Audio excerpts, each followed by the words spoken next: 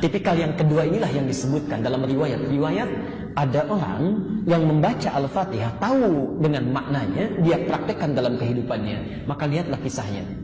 Pasti pernah dengar kisah ini ya, karena dalam setiap tafsir Al-Fatihah sering disampaikan. Ada kepala suku tersengat kalajengking Arab, ya, Masya Allah, luar biasa. Sudah terkena, pergi ke tabib sana sini, tidak ada yang mampu menyembuhkan. Tidak ada yang bisa. Sampai ditemukanlah sekelompok sahabat dikejar-kejar di persimpangan jalan. Ya, saya percepat kisahnya. Kemudian ditanyakan pada mereka, adakah di antara kalian yang mampu meruqyah, bisa menyembuhkan? Ya. Satu orang mengangkat tangannya mengatakan, biiznillah, dengan izin Allah. Perhatikan adabnya. Para sahabat itu Masya Allah, mereka merasa tidak punya kemampuan. Segala apapun yang harus dikerjakan, maka kalimat Allah dulu yang didahulukan. Selalu begitu Pak, Bu. Dan manhaj ini terus melekat pada salafus saleh setelahnya. Ya. Ada seorang tabi'in itu berperjalanan dari Irak ke Syam. Di tengah jalan sudah datang gelap, ya, sudah malam. Masya Allah, di jalan sendirian di tengah hutan itu masih mau tahajud juga, saking dekatnya dengan Allah. Di perjalanan sendirian di dalam hutan masih mau tahajud juga. Begitu menangkat tangannya, Allahu Akbar, lompatlah seekor harimau di depannya. Kata, sudah mengaum. Anda bayangkan harimau lapar, sedang tahajud, harimau lompat. Ya.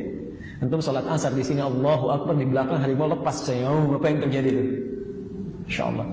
Orang ini, perhatikan kalimatnya, dengan keyakinannya, dengan kekuatannya, dia katakan, yakin pada Allah, ingat dengan kekuatan Allah.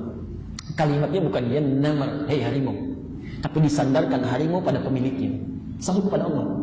Ya khalqallahi, hei makhluk Allah. Hei makhluk Allah. Karena beliau tahu kalau saya yang katakan hei harimau, itu keluar dari dirinya sendiri. Tapi kalau disandarkan pada penciptanya, maka bagaimana Allah saja yang memutuskan tentang nasib harimau ini.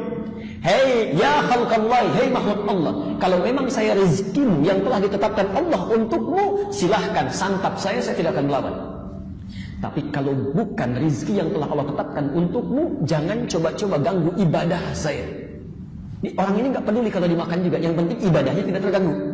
InsyaAllah. Jangan coba-coba ganggu ibadah saya, atau saya mohonkan pada penciptamu untuk menghancurkan kau saat ini juga. Masya Allah, kalimat yang penuh keyakinan ini, itu menggerakkan harimau cuma mengaum langsung pergi seketika. Itu al-mu'minun itu dengan kekuatannya. Coba cek kira-kira iman kita sampai di mana tuh ya. Jadi kalau malam bangun tahajud, terus ada nyamuk nempel satu aja. Hei nyamuk, jika memang ini rezeki yang telah Allah berikan untukmu, ayo sedot terus, ambil aja gitu. Tapi kalau bukan, dengan coba-coba kamu tahajud saya, atau saya mohonkan pada Allah untuk menghancurkan kau saat ini juga. Kira-kira gimana itu? Jangan-jangan manggil nyamuk yang lain ya sini. Baik. Bismillah kata orang ini, dengan izin Allah. Dia tidak mengatakan saya bisa. Ya. Dia katakan bismillah dengan izin Allah. Maka berangkat orang ini, tidak menggunakan air, tidak menggunakan macam-macam, cuma dipegang, dibacakan Al-Fatihah. Dibacakan Al-Fatihah. Allah, dengan izin Allah sembuh. Sembuh seketika. Sembuh seketika. Anda bayangkan, ada seorang sahabat membacakan Al-Fatihah, sekali baca, sembuh luka seseorang yang dokter sudah henap semua. Ada orang baca berkali-kali Al-Fatihah, penyakit malah bertambah. Apa yang salah? Di antaranya, beliau baca dengan iman. Beliau baca dengan pemahaman kandungannya. Dari pemahaman itulah diyakini, isinya diserahkan kepada Allah. Itu yang melahirkan kekuatan, dan dengan izin Allah Subhanahu wa taala. Jelas di sini? Baik. Karena itulah nanti ada dua rahasia di dalam Al-Fatihah yang nanti kita akan bahas. Salah satunya hadis qudsi. Ya. Tadi satu yang pertama kita bahas, jika Anda memahami kandungan Al-Fatihah, maka nanti kita akan lihat di tafsirnya Allah akan berjanji memberikan kemudahan dunia dan akhirat dalam kehidupan kita.